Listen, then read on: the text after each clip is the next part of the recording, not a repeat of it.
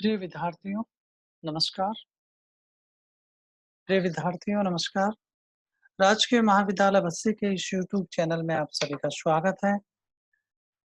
अ, आपने मैं अपेक्षा करता हूँ कि मेरा पिछला वीडियो आपने देखा होगा। मेरे पिछले वीडियो में क्वांटिटी थ्योरी ऑफ मनी में क्लासिकल और किंजियन अप्रोच, फीसर का और मार्शल का, जिसे कैम्ब्रिज अप्रोच कहते हैं, की विशद चर्चा मैंने अपने वीडियो में की है। अ, आज मैं समष्टि अर्थशास्त्र के quantity of theory of money के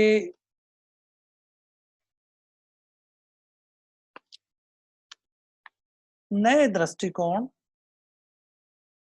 जिसने किन्स ने डेवलप किया है, तो किन्स के द्वारा मुद्रा प्रमाण सिद्धांत की जो पुनः संरचना की गई है, रिफॉर्मेशन किया गया है, उस रिफॉर्मेशन के बारे में आज हम इस वीडियो के माध्यम से डिस्कस करना चाहेंगे। मैं अपेक्षा करता हूँ कि आपने पूर्व जो वीडियो पढ़े हैं उस के काफ़ी चीज़ें आपको याद होगी। संक्षिप्त में रखना चाहूँगा कि क्लासिकल और कैम्ब्रिज अप्रोच में ये कहा गया था कि लोग अ, मुद्रा की माँग क्यों रखते हैं, क्यों करते हैं और मुद्रा की मात्रा और कीमत के बीच में क्या संबंध है। वस्तुतः हम जो यहाँ पर क्यूटीएम किन्स का पढ़ रहे हैं, वो मनी और प्राइस के रिलेशन की एक प्रकार से एक नई व्याख्या है, रिफॉर्मेशन है। उस रिफॉर्मेशन को मैं आपके सामने रखना चाहूँगा। अ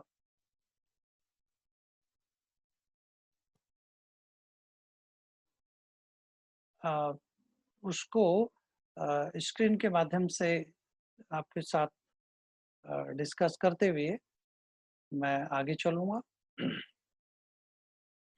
देखिए, कीन्स के द्वारा जो मुद्रा प्रमाण सिद्धांत का रिफॉर्मेशन किया गया है, वो उन्होंने अपनी पुस्तक general theory employment, interest and money में किया। और कीन्स का जो मुद्रा प्रमाण सिद्धांत है और जिस अप्रोच से उन्होंने समझाया है, उस अप्रोच को इनकम दृष्टिकोण के नाम से भी जानते हैं अथवा बचत निवेश दृष्टिकोण के नाम से भी जानते हैं। कीन्स के जनरल थ्योरी में जो क्यूटीएम की रिफॉर्मेशन की है, उसमें 2 बातों पर उन्होंने जोर दिया है। एक तो ये कहा है कि लोग मुद्रा की माँग सौदा और सतर्कता उद्देश्य के लिए ही नहीं करते, बल्कि सट्टा उद्देश्य के लिए भी मुद्रा की माँग करते हैं। तो एक तो इन्होंने नई बात ये कही जो बहुत महत्वपूर्ण है, कि मुद्रा की माँग लोग सौदा और सतर्कता उद्देश्य के अलावा सट्टा उद्देश्य के लिए भी करते हैं। और जैसे ही उन्होंने इस नए स्पेकुलेटिव डिमांड्स को अपने क्यूटीएम में शामिल किया, तो ब्याज की दर का प्रवेश हो जाता है। तो दूसरा इन्होंने कहा कि मुद्रा की पूर्ति में परिवर्तन होने से ब्याज की दर प्रभावित होती है और ब्याज की दर निवेश, माँग का स्तर, राष्ट्रीय आय और इस प्रकार से कीमत स्तर को प्रभावित करता है। तो उन्होंने एक एक पूरी एक जो व्याख्या है उसकी पूरी जो मुद्रा की मात्रा में परिवर्तन करने पर कीमतों पर परिवर्तन आता कैसे है, इस आने की पूरी प्रक्रिया की व्याख्या इस सिद्धांत के माध्यम से की है। तो और बहुत बड़ा कंट्रीब्यूशन किन्स का माना जाता है। तो किन्स के अनुसार लोग 3, मैं संक्षिप्त में यहाँ पे रखना चाहूँगा, ये मैंने पूर्व वीडियो में बताया। किन्स के अनुसार लोग 3 उद्देश्यों के लिए मुद्रा की माँग करते हैं। सौदा और सतर्कता उद्देश्य के लिए मुद्रा की माँग, जो प्रथम सौदा और सतर्कता उद्देश्य के लिए मुद्रा की माँग है, वो आय का धनात्मक फलन होता है और ये आय और व्यय के बीच में अंतराल, चाहे फर्म हो, चाहे अ परिवार हाउस होल्ड हो, तो परिवार और हाउस होल्ड की आय और व्यय के बीच में अंतराल होता है। इस आय और व्यय के बीच में जो अंतराल होता है, इस अंतराल में सौदों को संपन्न करने के लिए लोग नकदी रखना पसंद करते हैं और ये नकदी ब्याज की दर से प्रभावित रहती है। लेकिन आय का स्तर का धनात्मक फलन होती है और लोग किस लिए सौदा उद्देश्य के लिए नकदी रखते हैं। जो पीरियड है आय और व्यय के बीच में जो अंतर होता है, जैसे महीने के प्रारंभ में लोगों को सैलरी मिले, मजदूरी और वेतन मिले और उसको खर्च महीने के अंत तक करना है, तो आय कब हो रही है? महीने के प्रारंभ में। और खर्च कब तक करना है? पूरे महीने भर के दौरान उसको खर्च करना है। तो आय और व्यय के बीच में अंतराल है। इसी प्रकार से फर्म्स के लिए भी वो किसी वस्तु का प्रोडक्शन करते हैं तो पहले उस पे खर्च करते हैं, एक्सपेंडिचर करते हैं और जब वो बिकता है तब उनकी इनकम होती है। तो आय और व्यय के बीच में प्रोडक्शन करने और प्रोडक्शन के बिकने के बीच में जो अंतराल होता है उस पे खर्च किया जाता है। तो उस खर्चाकरण के लिए लोग अपने पास नकदी रखते हैं। इसको सौदा संपन्न करने के लिए मुद्रा की मांग के नाम से जाना जाता है। तो सौदा और सतत सौदा उद्देश्य के लिए जो मुद्रा की मांग है, ये ब्याज की दर से प्रभावित है और आय के स्तर का धनात्मक फलन होती है। इसी प्रकार से एक सतर्कता उद्देश्य के लिए मुद्रा की मांग होती है। ये मैंने बहुत डिटेल में मेरे पूरे वीडियो में बताया। ये दरअसल एक्सपेक्टेड सॉरी अनएक्सपेक्टेड कोई लॉस हो जाए, अप्रत्याशित कोई हानि होने वाली हो तो उससे कैसे बचें, या कोई अप्रत्याशित अवसर पैदा हो जाए तो उसका लाभ कैसे उठाए। उस लाभ को उठाने के लिए लोग अपने पास नकदी रखते हैं। जैसे आप बाजार जाते हैं तो आप पहले से तय करके जाते हैं कि मुझे बाजार जाकर के और 500 रुपए का कोई सौदा करना है, या जैसे कहें कि एक शर्ट खरीदना है, 500 रुपए का शर्ट खरीदना है। ये आप अपना माइंड सेट लेकर के बाजार में जाते हैं, लेकिन 500 रुपए नहीं लेके जाते। आप 500 के बजाय 700, 800, 1000 रुपए साथ लेके जाते हैं। क्यों लेके जाते हैं?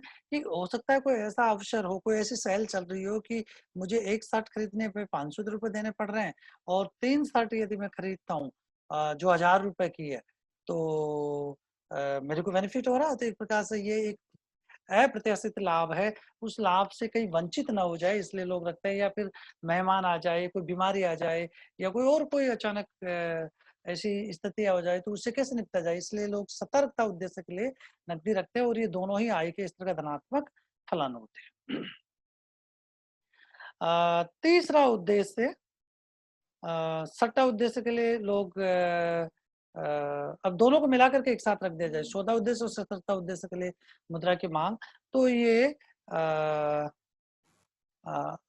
हाई स्तर का दोनों को जो सौदा और सतर्कता उद्देश्य के लिए मुद्रा की मांग है, इनको एलटीपी कह सकते हैं और ये आय का स्तर का धनात्मक फलन है। तीसरा बहुत महत्वपूर्ण और यही इनका सबसे बड़ा कंट्रीब्यूशन इसमें माना जाता है, और चूंकि दो ये बातें तो वैसे भी क्लासिकल और कैम्ब्रिज दृष्टिकोण में कही गई है, ये बहुत महत्वपूर्ण है। सट्टा उद्देश्य के लिए मुद्रा मांग ब्याज की दर का ऋणात्मक फलन होता है और ब्याज की दर व बॉन्ड यानी सरकारी प्रतिभूतियों की कीमत में विलोम संबंध होता है। यानी LSP is the function of rate of interest और negative function of rate of interest होती है। यहाँ पर LSP मुद्रा की सट्टा मांग है और R ब्याज की दर है।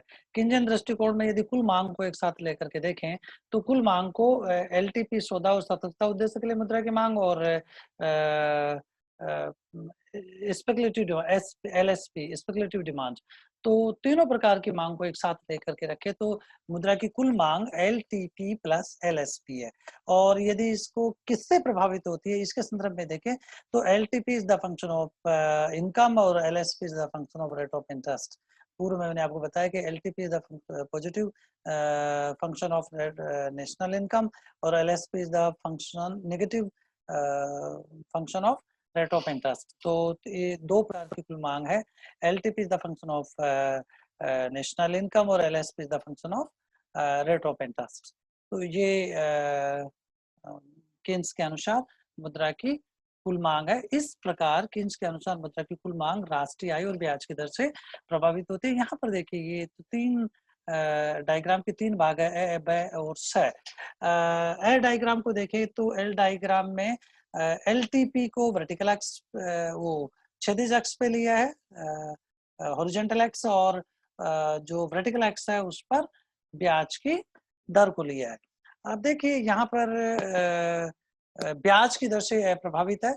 ये मुद्रा की सौदा और सतत उद्देश्य के लिए मांग है जो ब्याज की दर से प्रभावित है। चूंकि ब्याज यहाँ पर बहुत महत्वपूर्ण है इसलिए इसको शामिल किया और आगे जाकर के इनकम के साथ इसको देख लिया जाएगा। यहाँ पे देखिए ये एलएसपी है, जो मुद्रा की सट्टा उद्देश्य के लिए मुद्रा की मांग है। ये ब्याज की दर का, इधर ब्याज की दर है, ऋणात्मक फलन है और ये इस डायग्राम से बताया गया है। ये एलटीपी है ब्याज की। अब तीनों को यदि एक साथ रखे तो ये इस प्रकार से बनता है। अब तीनों को पुनः एक साथ रखे, लेकिन इसमें एक चीज ये है कि मनी सप्लाई को शामिल किया हमने।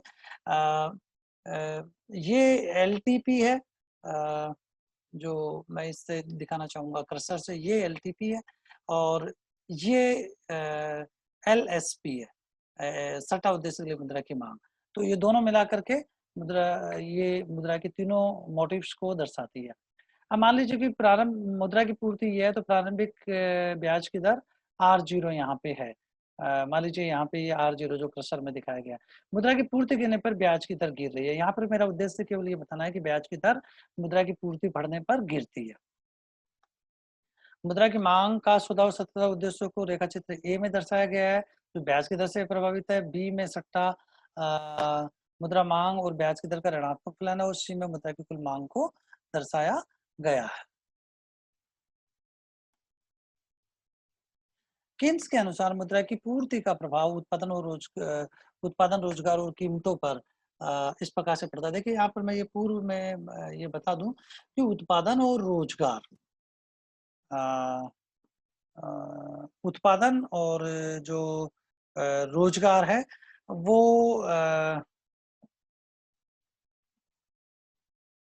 दोनों के बीच में एक पॉजिटिव कांस्टेंट रिलेशन है। यानी उत्पादन और रोजगार, उत्पादन की बात करें या रोजगार की बात करें, दोनों एक ही है। उत्पादन होगा रोजगार से और रोजगार होगा तो उत्पादन होगा, तो दोनों के बीच में एक कांस्टेंट रिलेशन है। इसलिए चाहे उत्पादन की बात करें या रोजगार की बात करें, कीन्स के मॉडल में एक ही बात है। और कीमतों पर इस प्रभाव को इस प्रकार से देख सकते हैं। मनी सप्लाई बढ़ने पर ब्याज की दर गिरती है और ब्याज की दर गिरने पर रेट ऑफ इन्वेस्टमेंट बढ़ता है और इन्वेस्टमेंट बढ़ने से समग्र मांग बढ़ती है और समग्र मांग के बढ़ने पर नेशनल इनकम बढ़ेगी और नेशनल इनकम बढ़ने पर जो एग्रीगेट डिमांड राइट हैंड्स को शिफ्ट हुई है वो उससे फिर कीमत स्तर प्रभावित होता है और वो इसलिए होता है कि साधनों की अल्पता होती है। अब यहाँ पर देखिए इस रेखा चित्र में ये दर्शाया गया है कि ब्याज की दर और सट्टा उद्देश्य के लिए मुद्रा मांग का रिलेशन और मनी सप्लाई। देखिए मुद्रा की मात्रा जब यहाँ पे लिखा नहीं गया, लेकिन ये MS0 है। मुद्रा की मात्रा जब ये है तो ब्याज की दर R0 है। जब मुद्रा की मात्रा बढ़ा दी जाती है तो ये नया डॉट डॉट डॉट जो लाइन वर्टिकल दिखाई गई है ये मुद्रा की बढ़ी हुई पूर्ति को, नई पूर्ति मुद्रा के स्टॉक को बता रहा है। मुद्रा की पूर्ति बढ़ने पर नया स्टॉक है ये। तब मुद्रा की स्टॉक बढ़ने पर ब्याज की दर गिर रही है। ब्याज की दर और निवेश के बीच में विपरीत संबंध होता है। ये बहुत अच्छी तरीके से आप समझ ले। समष्टि अर्थशास्त्र के अंतर्गत जब मैक्रो विश्लेषण करते हैं तो इसको चित्र समझ ले। ब्याज की दर दरअसल एक प्रकार के निवेश की लागत है, कॉस्ट फंड इकट्ठे करने की लागत है। अब ब्याज की दर ऊंची होगी तो लागत ज्यादा आ रही है तो लोग कम पैसा लगाएंगे और ब्याज की दर कम है तो ज्यादा पैसा अर्थव्यवस्था में निवेश करेंगे। तो ब्याज की दर और निवेश के बीच में विपरीत संबंध होने से जब ब्याज की दर ऊंची है तो निवेश कम है। देखिए केवल मात्र आई फॉर इन्वेस्टमेंट I0 है और जब ब्याज की दर गिरती है, ब्याज की दर क्यों गिरी? मनी सप्लाई बढ़ी है। मनी सप्लाई बढ़ने पर ब्याज की दर गिरी और ब्याज की दर गिरने से इन्वेस्टमेंट बढ़ा है और ये दरअसल जो है वो मार्जिनल एफिशिएंसी टू कैपिटल और मार्जिनल एफिशिएंसी टू इन्वेस्टमेंट को दर्शाता है, निवेश की सीमांत दक्षता को दर्शाता है। किंचित मॉडल में आगे जाकर के देखेंगे कि मार्जिनल एफिशिएंसी टू कैपिटल और ब्याज की दर के बीच में साम्य होने पर निवेश में साम्य स्थापित होता है, यानी कितना निवेश किया जाएगा ये ब्याज की दर और MEI या MEK पर निर्भर करेगा। ये आगे के मॉडल में हम देखेंगे। यहाँ पर इसी बात को दर्शाया गया है कि मुद्रा की पूर्ति में वृद्धि करने पर कुल मांग यथावत रहने पर, टोटल डिमांड कांस्टेंट हो total demand for money constant हो तो कीन्स की तरलता पसंद के सिद्धांत के अनुसार ब्याज की दर गिरती है। ब्याज दर व निवेश में विपरीत संबंध पाया जाता है, अतः ब्याज की दर गिरने पर निवेश बढ़ेगा। ब्याज की दर व निवेश की मात्रा का संबंध निवेश की सीमांत कार्यकुशलता एमएसी के घटते हुए रूप में दर्शाया गया है, जो चित्र ए और बी दोनों को एक साथ दर्शाया गया है। निवेश के बढ़ने से समग्र वे वक्र ऊपर दाईं तरफ खिसक जाता है, जिससे राष्ट्रीय आय में वृद्धि गुणक प्रभाव से होती है। इससे पूर्ववत कीमत पर समग्र मांग वक्र दाईं तरफ खिसक जाता है और अंत में समग्र मांग वक्र व अल्पकालीन पूर्ति वक्र से वास्तविक राष्ट्रीय आय यानी उत्पत्ति और कीमत स्तर का निर्धारण होता है। यहाँ पर मैंने पूर्व में जब इस चैप्टर को इस वीडियो को मैंने आरंभ किया था तो जनरल थ्योरी में जो कीन्स का क्यूटीएम के प्रति दृष्टिकोण है उसको आई दृष्टिकोण के नाम से भी जाना जाता है। तो आई वे दृष्टिकोण के माध्यम से यदि हम देखना चाहें तो यहाँ पर देखिए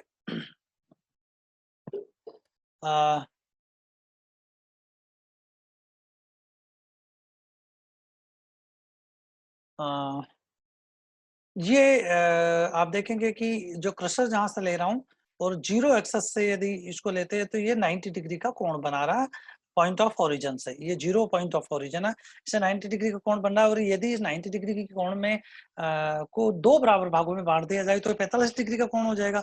तो दरअसल ये मूल बिंदु से एक सीधी रेखा 45 डिग्री की खींची जाए तो ये 45 लाइन के नाम से जानी जाती है। ये 45 लाइनें ये दर्शाती है कि 90 डिग्री को दो बराबर भागों में बांट रहा है और 90 डिग्री को दो बराबर भागों में बांटने पर क्या दर्शाया जा रहा है इस लाइन पे, यहाँ देखिए y बराबर AE, y यानी नेशनल इनकम और A का मतलब एग्रीगेट एक्सपेंडिचर और एग्रीगेट डिमांड।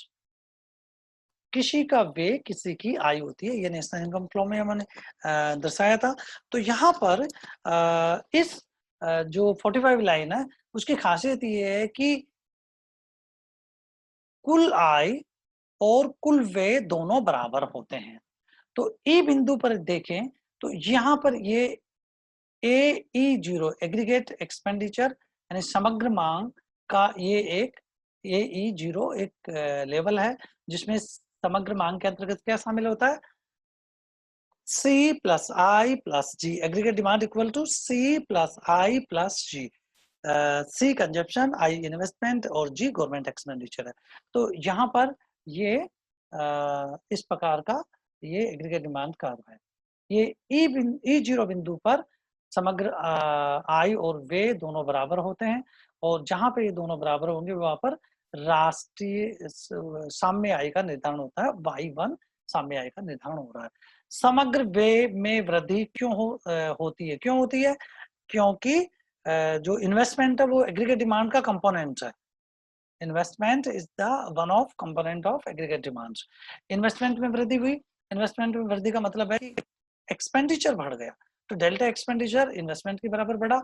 तो डेल्टा एक्सपेंडिचर इन्वेस्टमेंट के बढ़ने के कारण नई समग्र वे लाइन डॉट डॉट के द्वारा दर्शाई गई है। ये 45 लाइन को E1 बिंदु पर काटती है और E1 बिंदु पर जहां पे काटती है वहां पर Y1 राष्ट्रीय आय का स्तर तय होता है।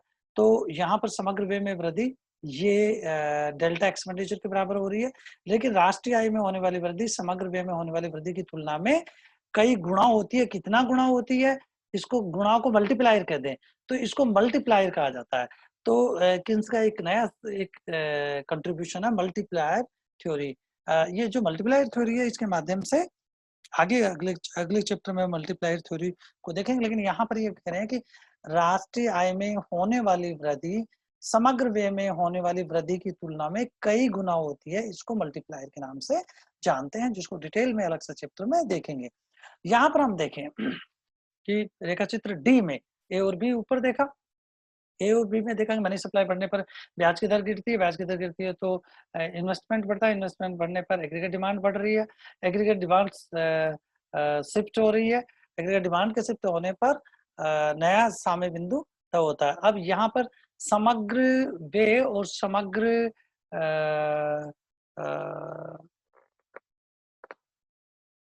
पूर्ति के माध्यम से यदि इसको देखें तो एग्रीगेट डिमांड और एग्रीगेट सप्लाई के माध्यम से यदि देखें तो भी इसको हम इस रेखा चित्र डी से दर्शा सकते हैं। यहाँ पर देखिए कि AD0 समग्र मांग वक्र है और ये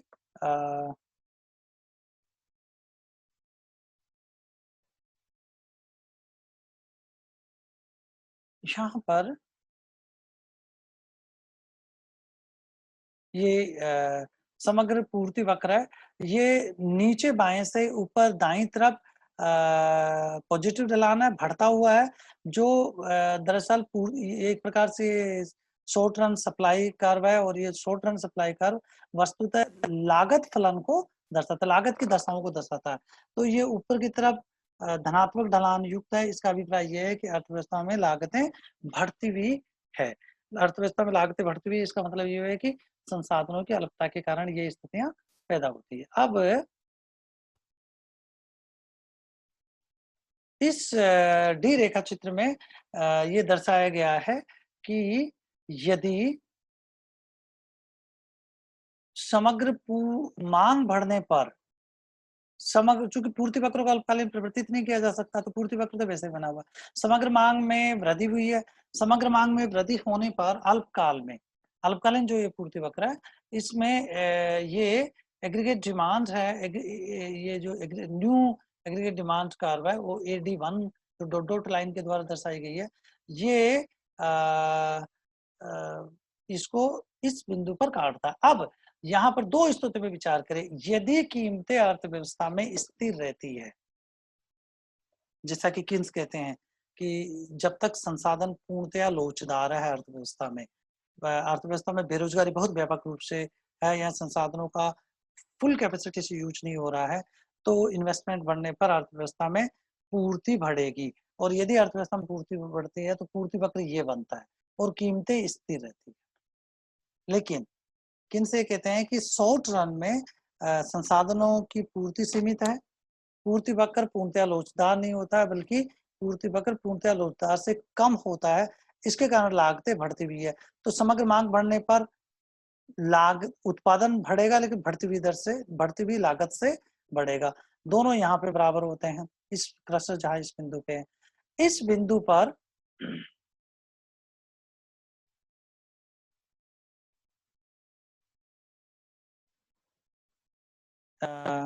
एक तरफ उत्पादन बढ़ता है, Y0 से Y2 होता है, और एक तरफ कीमत P0 से P1 हो जाती है। तो उत्पादन भी बढ़ रहा है और कीमतें भी बढ़ रही हैं, यानी दोनों में बढ़ने की प्रवृत्ति होती है। तो यहाँ पर किन से कह रहे हैं कि मुद्रा की पूर्ति में वृद्धि होने पर यदि संसाधनों की सीमितता है, जो कि अल्पकाल में होती है व्यवहार में, तो कीमतें भी बढ़ेगी और लागतें भी बढ़ेगी। कितनी कीमतें बढ़ेगी और कितनी लागतें बढ़ेगी, यह कुल मांग के साथ उत्पादन की लोच और फिर कुल मांग के साथ कीमत की लोच के ऊपर निर्भर करेगा, जो आगे हम इसमें दर्शाएंगे। तो ये यहाँ पर दर्शाया गया है। अब पुनः इसको बताया कि मनी सप्लाई बढ़ने पर ब्याज की दर गिरती है, इन्वेस्टमेंट बढ़ता है और इससे एग्रीगेट डिमांड राइट पार्ट को शिफ्ट होता है, इससे नेशनल इनकम बढ़ेगी।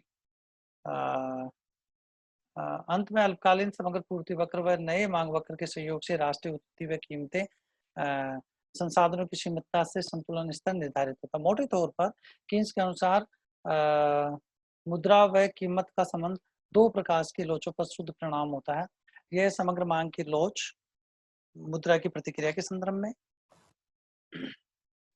और कीमत की लोच समग्र मांग के संदर्भ में। इसको सूत्र रूप में यदि हम रखें तो ई इलास्टिसिटी को दर्शा रहा है, जो मुद्रा की मात्रा में परिवर्तन होने पर कीमत की लोच को दर्शाता है।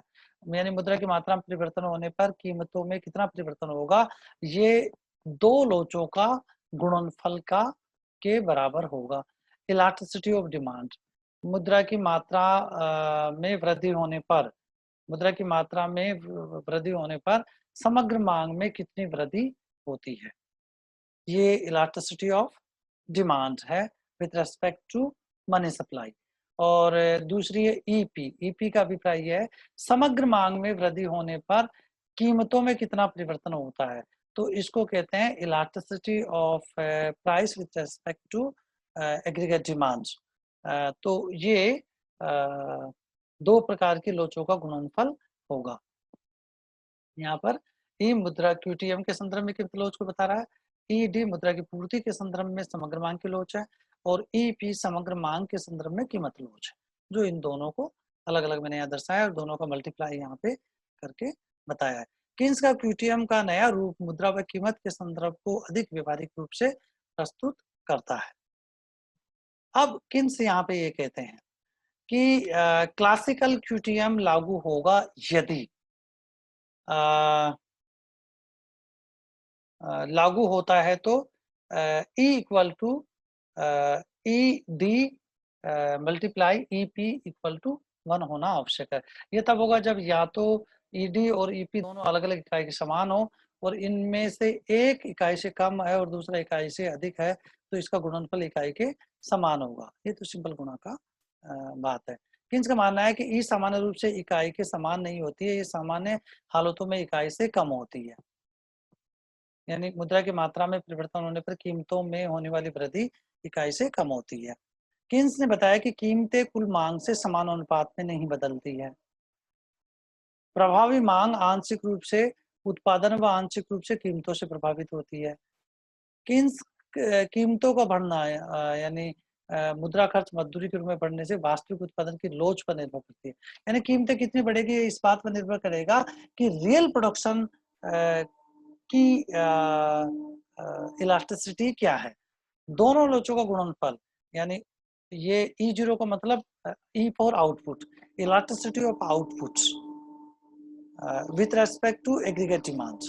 एग्रीगेट डिमांड में वृद्धि करने पर उत्पादन कितना बढ़ता है, और elasticity of price aggregate demand में वृद्धि होने पर कीमतें कितनी बढ़ती है। तो इनका योग 1 के बराबर है।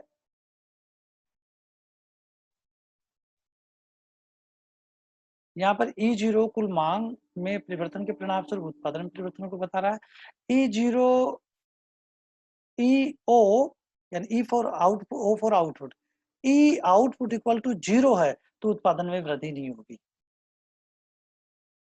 E out O equal to 1 है तो सीमांत लागत मजदूरी की दर की तुलना में महत्वपूर्ण हद तक नहीं बढ़ेगी।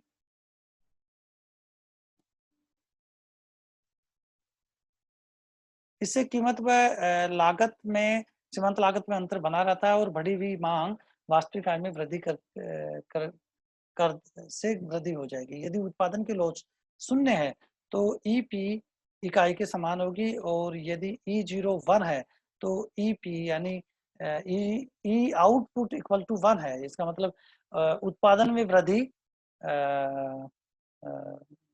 उतनी होती है जितनी एग्रीगेट डिमांड है, तो कीमतें में होने वाली वृद्धि 0 होगी, यानी प्राइसेज में कोई परिवर्तन नहीं होगा। यहाँ पे इसको बड़े मजेदार ढंग से इन्होंने किन्स ने समझाया है कि यहाँ पर पूर्ण रोजगार का यहाँ पर रोजगार का स्तर दर्शाया गया है और यहाँ पर कीमत स्तर को दर्शाया गया है। बाह्य पूर्ण रोजगार का स्तर है।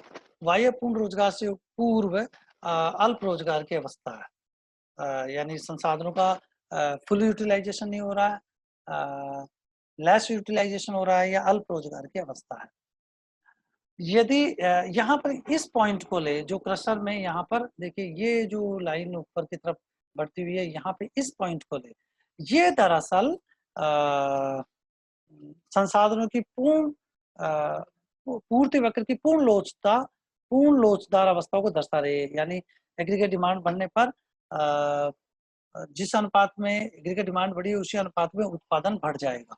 उत्पादन जो EO इक्वल टू 1 है, इस अवस्था में मांग बढ़ने पर जैसे मान लीजिए कि ये मांग बढ़ रही है, ये मांग बढ़ रही है जो मैं क्रसर से दर्शा रहा हूँ, ये मांग वक्र है।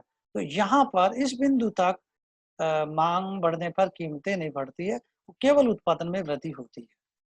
लेकिन इस बिंदु के बाद में लागतें बढ़ती है और कीमतें भी लागतें बढ़ती है, इसका मतलब उत्पादन भी बढ़ रहा है लेकिन कीमतें भी बढ़ रही है, लेकिन उत्पादन में होने वाली वृद्धि समग्र मांग में होने वाली वृद्धि की तुलना में कम होता है।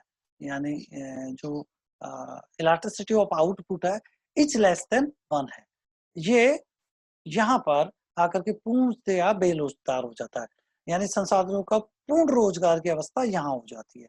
इस पूर्ण रोजगार की अवस्था में यदि समग्र मांग में वृद्धि की जाती है या अर्थव्यवस्था में होती है, तो उत्पादन में होने वाला परिवर्तन 0 है, कोई परिवर्तन नहीं होगा, उत्पादन नहीं बढ़ेगा और केवल कीमतें बढ़ेगी। तो इस बिंदु के बाद में जो क्लासिकल इकोनॉमिस्ट कहते हैं कि की मुद्रा की मात्रा और कीमत स्तर में प्रत्यक्ष और अनुपातिक संबंध है, यानी जिस अनुपात में मुद्रा की मात्रा में वृद्धि की जाएगी कीमतों में भी उसी समय इंस्टेंट कीमत स्तर में भी वृद्धि हो जाएगी। यानी कीमत स्तर और मुद्रा की मात्रा के बीच में प्रत्यक्ष और अनुपातिक संबंध की स्थापना क्लासिकल इकोनॉमिस्ट ने की है और वो उनकी एक महत्वपूर्ण अवधारणा है कि पूर्ण रोजगार की अवस्था अर्थव्यवस्था में यानी संसाधनों की पूर्ति वक्र पूर्णतया बेरोजगार है। और दूसरा उनका ये मानना है कि मुद्रा अर्थव्यवस्था में केवल मात्र विनिमय के माध्यम के रूप में कार्य करती है, सट्टा और स्टोर के लिए काम नहीं कर रही है। इसके कारण वो सट्टा उद्देश्य को नहीं समझ पाए और ब्याज की दर के महत्व को नहीं समझ पाए। तो ये किन्स का क्यूटीएम सिद्धांत है। किन्स के इस क्यूटीएम सिद्धांत को समझने के लिए मैंने यहाँ पर बॉन्ड्स और ब्याज की दर के बीच के रिलेशन को बताया है और यहाँ पर ये बताया है कि ब्याज की दर ऊंची होने पर बॉन्ड की प्राइस नीचे होती है और ब्याज की दर नीचे होने पर बॉन्ड की प्राइस नीचे होती है। और यहाँ पर बॉन्ड क्या है, ब्याज की दर और बॉन्ड की प्राइस के बीच में क्या रिलेशन है, और ब्याज की दर और सट्टा उद्देश्य के लिए मुद्रा की मांग रखने के बीच में क्या संबंध है, और यहाँ किस प्रकार से किन्स ने एक महत्वपूर्ण कंसेप्ट डाला है, एक्सपेक्टेशंस को अपने विश्लेषण में शामिल किया है। ये सारा मेरा एक पूर्व वीडियो जो मैंने इसी के साथ अपलोड कर रहा हूँ, जिसमें टेक्निकल मिस्टेक की वजह से मेरा ये पीडीएफ नहीं दिखाई दे रहा था, केवल वॉइस दिखाई दे रही है। तो दोनों वीडियो को एक साथ आप सुने और समझें, और ये बहुत महत्वपूर्ण कंसेप्ट है क्वांटिटी, मनी क्वांटिटी और प्राइसेज के बीच में। ये आगे के जो मैक्रो इकोनॉमिक्स के सिद्धांत है उसमें बहुत की रोल अदा करते हैं। तो मैं आपसे अपेक्षा करता हूँ कि ये 2 वीडियो जो मैं आपको दे रहा हूँ, पूर्व में एक वीडियो है जिसमें पीडीएफ नहीं दिखाई दे रही है, ये नया वीडियो है जिसमें पीडीएफ के साथ मैंने अपनी बात को रखा, लेकिन इसमें संक्षिप्त में किया, उसमें बहुत डिटेल में है। दोनों वीडियो को आप सुने और फिर ये जो पीडीएफ है मैंने जो व्हाट्सएप ग्रुप बनाया है उस व्हाट्सएप ग्रुप में भी मैंने डाला है, तो पीडीएफ को अलग से देखें, वॉइस रिकॉर्डिंग सुने और पीडीएफ प्लस वॉइस रिकॉर्डिंग सुने। ये आप पढ़ेंगे तो ये चैप्टर समझ में आएगा। मेरे ख्याल से बहुत महत्वपूर्ण चैप्टर है, बहुत उपयोगी चैप्टर है आपके लिए। मैं आशा करता हूँ कि आप बुक पढ़ रहे होंगे, कोई भी आपने बुक खरीदी होगी। बहुत सारी बुक कोर्स में दे रखी है, जिसमें लक्ष्मी नारायण नाथुराम का समष्टि अर्थशास्त्र में लक्ष्मी नारायण नाथुराम का है, बीएल ओझा है, राणा एंड वर्मा है, और भी बहुत सारे मार्केट में है। इंग्लिश में मैनकीव है, राणा एंड वर्मा भी इंग्लिश में है। बहुत सारी बुक्स आपको अवेलेबल है, आप फ्री में डाउनलोड कर सकते हैं। बहुत सारे साइट्स है जो फ्री में डाउनलोड उपलब्ध करवा रही है। तो मैं आपके से अब विदा लेना चाहूँगा, आपके बेहतर स्वास्थ्य, कोरोना से बचने की केयर एहतियात की अपेक्षा करते हुए आप न केवल स्वयं अपने एक अच्छे नागरिक और परिवार के सदस्य होने की जिम्मेदारी निभाएंगे, बल्कि परिवार और आसपास समाज में एक अवेयर बिहेव के प्रति लोगों को सचेत करेंगे और अपना स्वास्थ्य का ख्याल रखेंगे। नमस्कार, खुदा हाफिज, बहुत बहुत धन्यवाद। नए वीडियो में नए टॉपिक के साथ हम आपसे फिर मुलाकात करेंगे। तब तक राजकीय महाविद्यालय बस्सी के इस यूट्यूब चैनल से मुझे विदा दीजिए। Thank you.